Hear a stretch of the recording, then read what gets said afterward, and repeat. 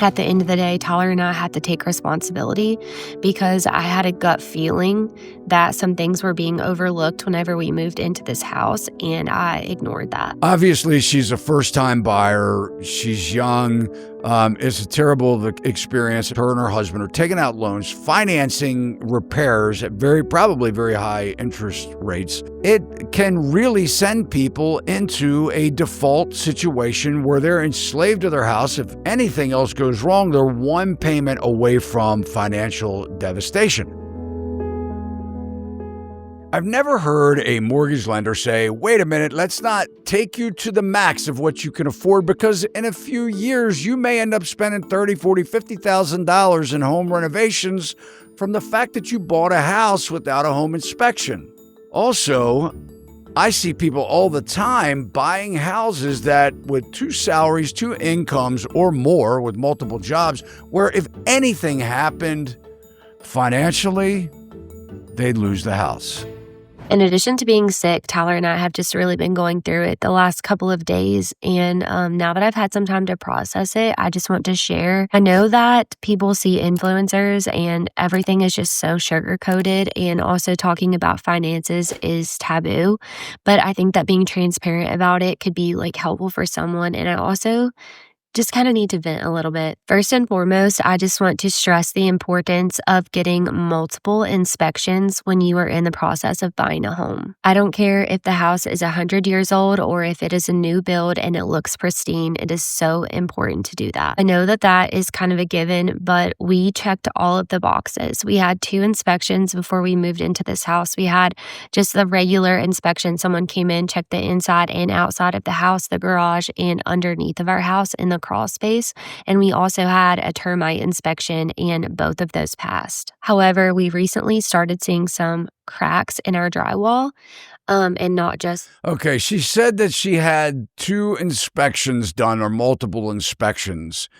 That having a termite inspection done is not really though it may be important, but that's not what I call multiple inspections. Multiple inspections, in my opinion, would be a home inspection, a heating and air inspection, a roof inspection, a fireplace inspection, an electrical inspection, depending on the age of the house. Multiple inspections, in my opinion, are getting trades, individual trades, where the general home inspector will fall short in most cases. And what I mean by this is a home inspector, they will only go but so far. What they'll say, if they see something that doesn't look quite right, they're going to say, I recommend having a licensed heating and air company further evaluate. Well, why not just have a heating and air company evaluate it from the get-go?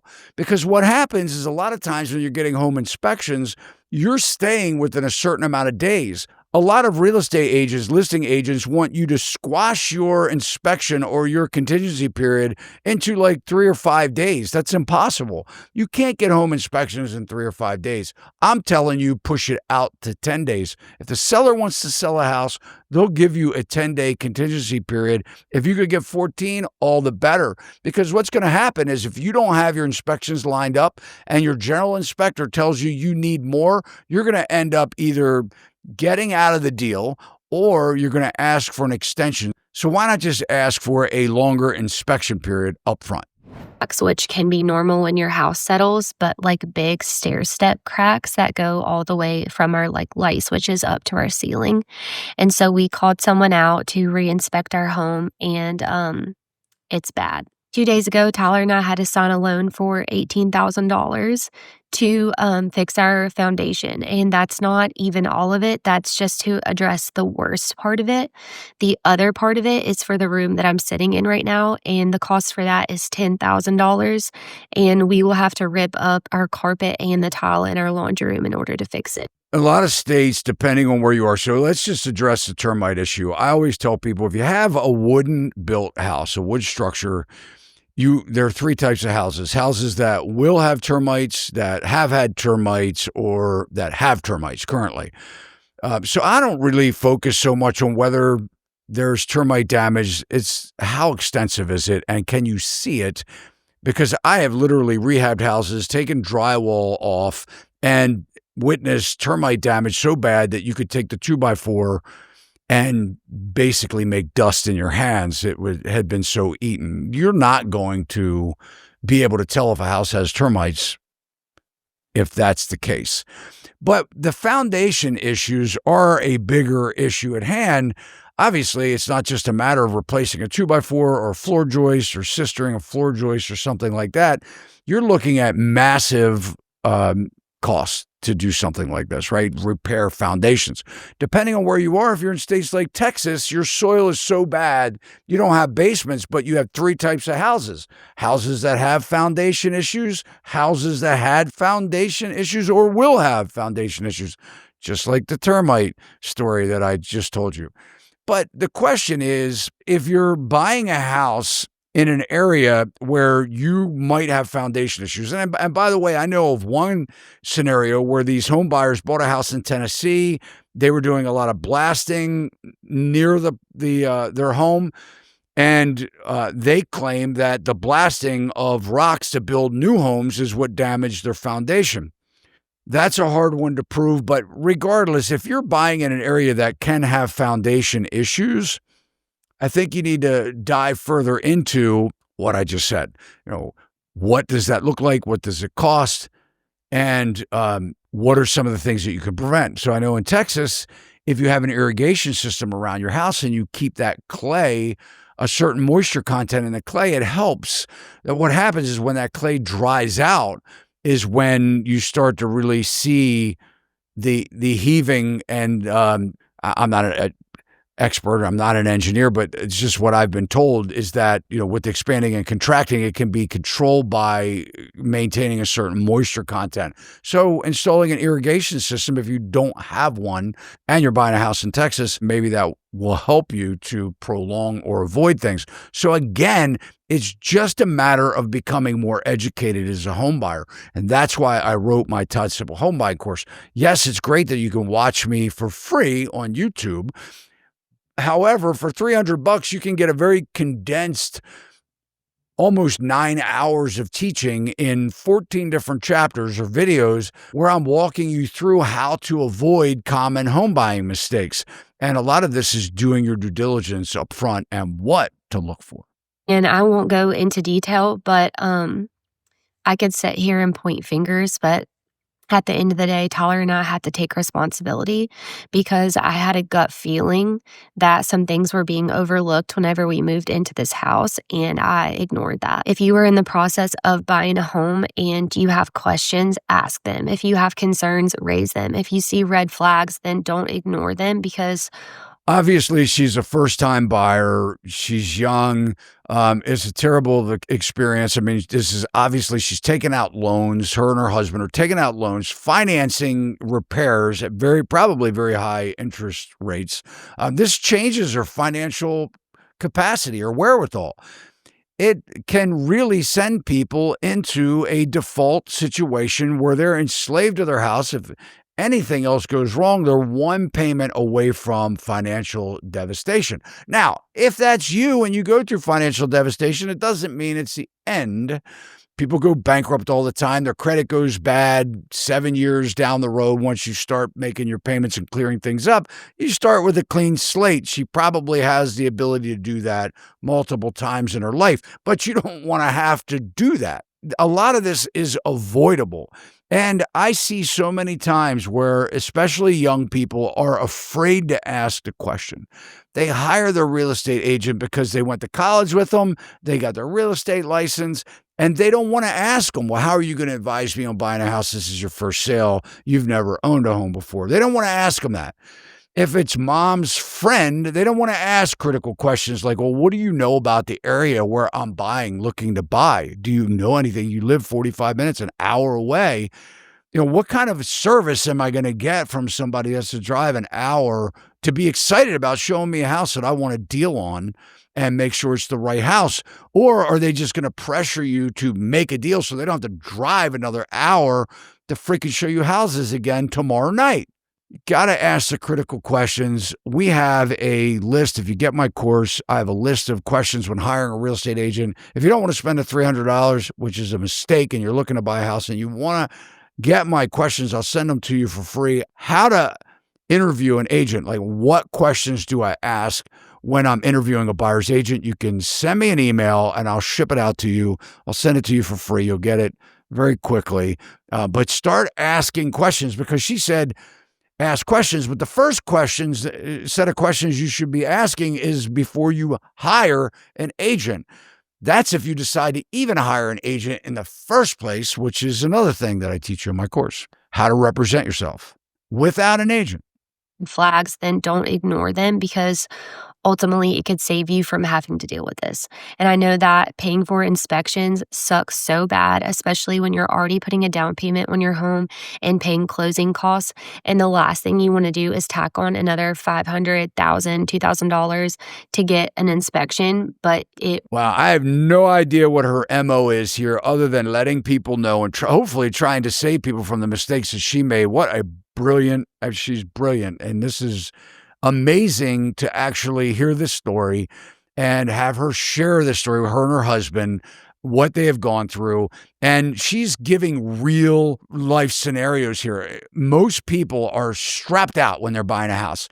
If you suggest to them that they get another $500 inspection or another $300 inspection, they start adding it all up and it's $1,000, $1,200 in home inspections, they think that just getting the home inspection would be enough. But she's right.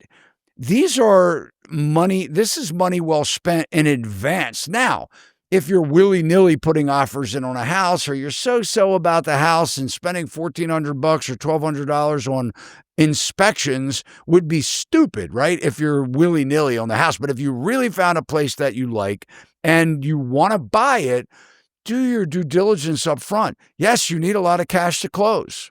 You need closing costs, you need down payment money, you need inspection money. Now you may need buyer agent compensation money, commissions for your buyer agent. Since the NAR lawsuit now, I see a lot of sellers not offering it, a lot of listing brokers not offering compensation for buyer agent commission. That means that the contract that you're signing with a buyer's agent, should you decide to hire one, you're on the hook for that money too. This is why I always say you need to be financially prepared, and why I teach it in my course, how to know when you're financially prepared. It's also why I say you should never, in my opinion, finance more than 3 times your gross income. So if you and your partner, your spouse, whoever you're buying a house with, whether you're buying it by yourself, if all of the household income combined is $100,000, I never recommend financing any more than 3 times that, which would be $300,000. So if you want a $500,000 house, that would tell you how much money you should save up plus closing costs to fit into what I would say it would be the max that I would want you to finance. This has just been really unsettling for us, because we are not rich and we have worked really hard to get where we are today. And we've been throwing our extra money at debt and chipping away at it all year long. And it felt like we were just starting to get ahead, and then we just took 10 steps backwards. And the loan, we have to make payments on it essentially like a car. And so my husband decided to sell his truck, and we sold his truck today, just so that we can afford to make the payments on the loan. I'm hoping that everybody has learned their lesson, their exuberant buying, their fear of missing out, but I don't believe that they have. I'm in my 30s and I'm almost $750,000 worth in debt. And you may ask yourself, well, how in the world did you get there? My 2 largest sources of debt are my student loans and my house. So my house I originally bought in 2019 for $375,000. I'm now down to $339,638. And my student loans, I graduated in 2016. I've been paying every single month since then. I originally took out a little over $200,000. I'm now at $307,870. So can you imagine? My grand total is $647,508. Now, this is wild, but a lot of healthcare professionals that I know have similar debt ranges. So we're basically worth more negative than positive. How in the world do you get out of these things? So my student loans, I've been posting a lot. I've been counting on public service loan forgiveness, and I'll talk more about that in some of my other videos. All right, so here you have it. Everyone thought that their student loan debt was going to be forgiven, so they went and bought houses, and then they realized that that wasn't the case. Now they're just like this person here, worth more in the negative than they are in the positive. Maybe this is one of the reasons, since that student debt is now due and owing, and we have the administration saying they're coming after it, whether they're going to garnish your tax returns or your bank account or whatever it is, your wage, your paycheck, you owe that money. A lot of people bought houses expecting that that wouldn't be the case, that that would go away. But maybe that's one of the reasons now why so many people cannot afford a house.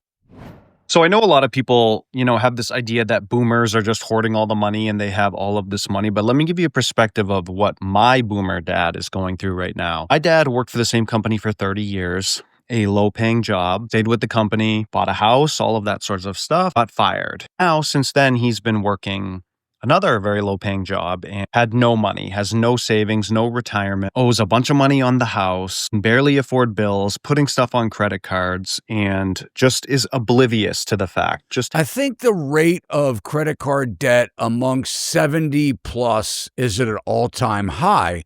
Probably a lot of what this guy's saying, where people are working longer because they have to, not because they can retire. First of all, pensions are pretty much gone. And now a lot of people haven't prepared for retirement, and they thought that their Social Security and Medicare was going to be their saving grace. And it's just not. It's just no one can live on Social Security nowadays.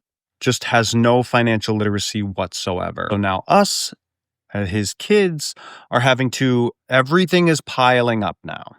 He also got this, it's this loan basically where a company invests in your house, and if you're supposed to sell your house, he is never selling this house. So he's going to owe this company a lot of money or be forced to sell his house. Now, he can't even pay this house. He's not even going to be able to afford to live anywhere if that happens. So they were preyed on, and I did a video of this several years ago, where people were being preyed on, where they would say, look, if you need a loan, we'll give you the money for a partial ownership share of your house, and you won't have to pay us that money back. So you need $20,000. Here's 20 grand. We now own 15% of your house, 10%, whatever, different programs out there. Maybe it's even more than that. Maybe it's 30 or 40% of your house, by giving you this little bit of money that people desperately needed.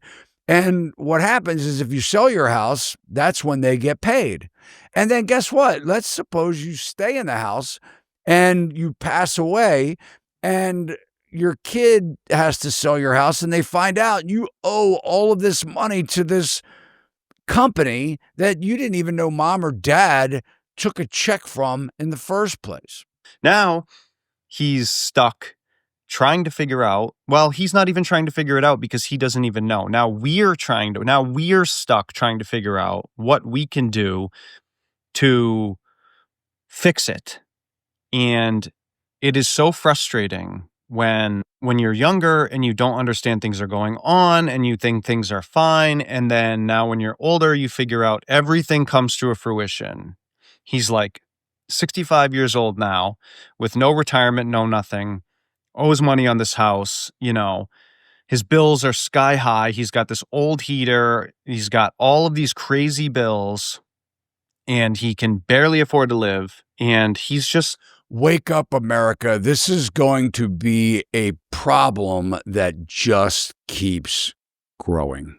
My parents bought me a house when I was 18 because I was a hella annoying kid, and they just didn't want to live with me anymore, so they kicked me out of there. Her parents bought her a house when she was 18? Something that people don't tell you about home ownership that really sucks is you have to pay for all of the maintenance. So if something goes wrong in your house, you pay for it. You don't have a landlord or... All right, we're not going to listen to this person. This is crazy. She got a house given to her when she was 18 years old, and now she's going to complain that she's got to maintain it. And by the way, I don't pre-watch these videos. My team pulls the videos. You're getting the same reaction as I am watching them. 9 days ago, I made a post that now has 2.5 million views about our financial situation and thinking about She made a post and now 2.5 million people know about her financial situation. I wish you guys would help me get a 2.5 million post about how to avoid these mistakes when buying a house. and thinking about selling our house because we were in so much debt because we were having to like put a lot of necessary expenses on credit cards. And so many of you guys related to that. So I wanted to share what I've learned in the last 9 days and kind of give you an update of the direction that we're moving towards. First up is following the Dave Ramsey program. I actually studied his program in personal finance in high school, so I'm pretty familiar with it. But Dave Ramsey said that home prices never come down.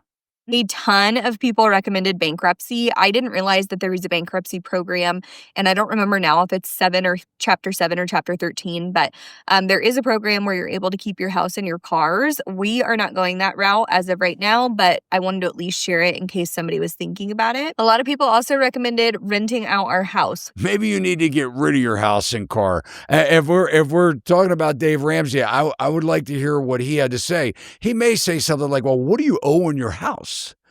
Or what kind of car do you drive? He may say, sell those things first, and then you wouldn't have to go bankrupt.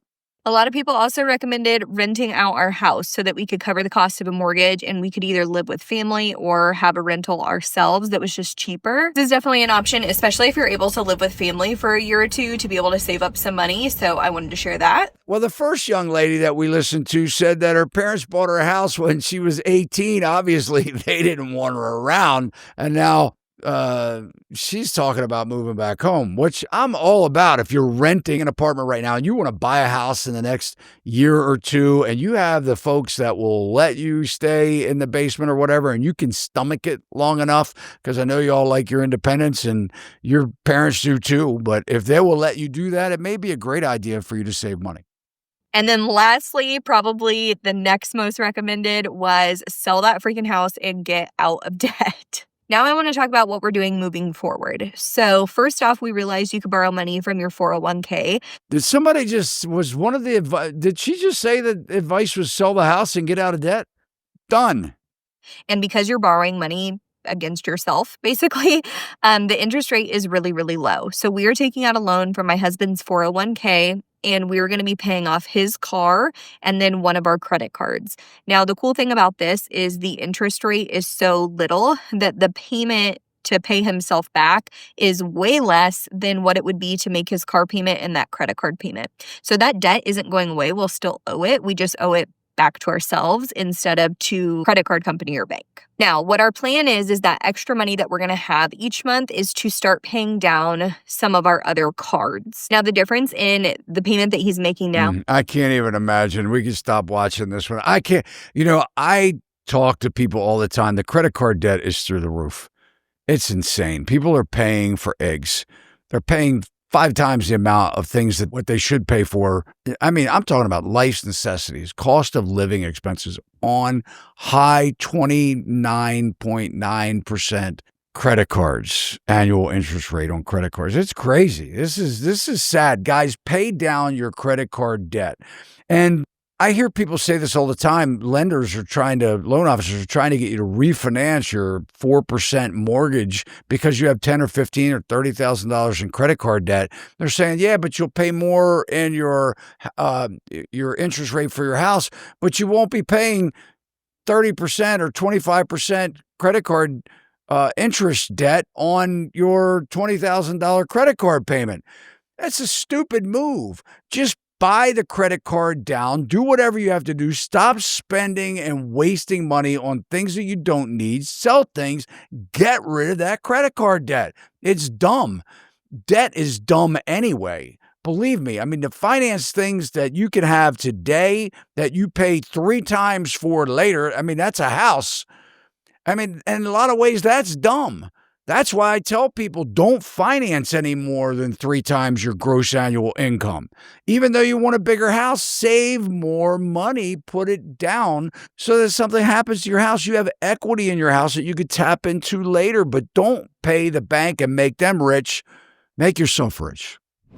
So something life-altering has happened to me and my family, and I've been debating about whether I want to talk about it or not. But And I I will. just saw a TikTok of a guy that went through the exact same thing. The only difference was, in my opinion, it's worse for my family than what he went through. But I just saw that like he got through it, and so I'm gonna go ahead and share my story. And the huge reason why I also didn't want to share it is because it's embarrassing, and I know it's like our fault, and we should have done our research, and we should have known better. So the blame is on us, but you live and you learn, and we have definitely learned from this experience. But what happened is that we purchased a home last year, last December. We moved into it was our second home, so we had sold our first home, and we were able to purchase the second home. It was a beautiful home. The price was higher, definitely higher than our first home, but it was something that was doable for us, and it was our dream home, and we thought that we were gonna raise our children in this home, and we're gonna have this home for a very long time. And the mortgage was 3832, which might seem high for some, but for us, it was fine. Could do that. And so then in February, we received the new mortgage for the year that had like the escrow and all that. And it showed that we had an escrow shortage of $23,000 because whenever they had calculated the mortgage and the property taxes back in whenever we had purchased the home, they calculated it for the land. They didn't take into account that a home was going to be on the land. So whenever they realized, oh, there's a home on the land, then it gave us an escrow shortage of that $23,000. So our mortgage went from $3832 to around $7,200 a month. Yeah, I don't know how that happened. I've never heard that happening before. That sounds like a major error on the lender side. Not really sure. I mean, the lender should be calculating what your next year payment will be based on taxes and insurance, because your taxes are going to go up. A lot of times when you're looking at a tax assessed value, that's based on the what's known as a homestead tax exemption that homeowner that you're buying a house from, they have taken advantage of taxes increasing at a much lower rate than someone who's a non-owner occupant, where the value can be taxed in not a phased in value, but they can just assess you because property values go up. So if you're looking at a house that you bought in now 2025 and the seller has been in the house for 15 or 20 years, they're being taxed on a very low amount. Well, once you buy that house, that new price, your tax exemption or your homestead tax exemption, if you're going to be living in the house, will be adjusted down from that new price, not what the prior seller has been paying as their assessed value. So you're going to have a tax shock from the difference in that prior assessed value and your new higher purchase price assessed value.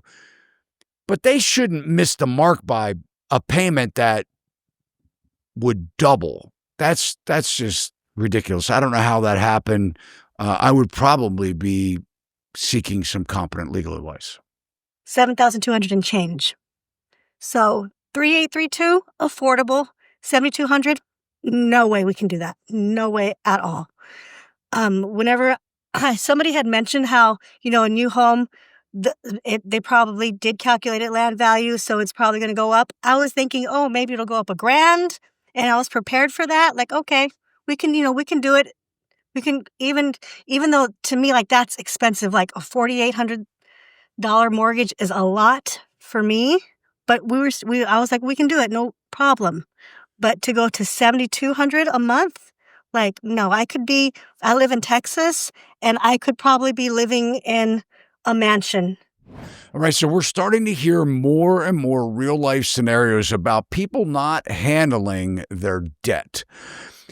I have a feeling, unfortunately, that we have been kicking this can down the road for so long, and that, when from the top down, when they're not worried about the debt crisis, it makes it very easy for young people to not care about it either. And this is something that I don't think is going to go away. I think it's going to affect our housing market for years and years to come. So if you're looking to buy a house, make sure that you're financially prepared before you fall into one of these scenarios. Potentially, we want you to avoid that. So check out my Todd Simple Home Buying course. And if you haven't subscribed to the channel, consider doing so now. One of the best things that you can do, besides hitting that thumbs up so you let me know that you got something out of today's video, is to share this video with your family and friends. See you next time.